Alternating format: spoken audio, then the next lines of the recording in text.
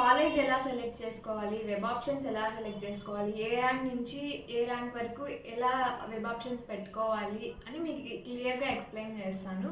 First మీరైతే select చేసుకోవాలి. అంటే మీరు టాప్ కాలేజ్ కావాలా, లేకపోతే మీరు కావాలనుకునే బ్రాంచ్ కావాలా అనేసి.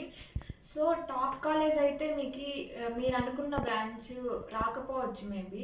సో కాబట్టి మీరైతే మీకు కావాలి అనుకున్న బ్రాంచ్ కావాలి అంటే టాప్ కాలేజా, యావరేజ్ కాలేజా, బిలో యావరేజ్ కాలేజా అని చూడకూడదు.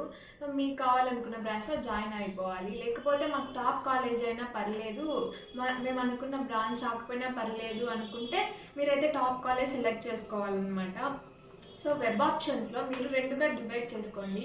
మీకు టాప్ కాలేజా లేకపోతే మీకు కావాల్సిన బ్రాంచా, ఇవి రెండే చూడండి. సో నా సజెషన్ ఏంటంటే మీరు ఒక టాప్ కాలేజ్లో తీసుకోవడమే మంచిది. ఒకవేళ మీరు అనుకున్న బ్రాంచ్ కాకపోయినా ఈసీఈ అయినా, అలా సైబర్ అయినా, ఐటీ అయినా పర్లేదు.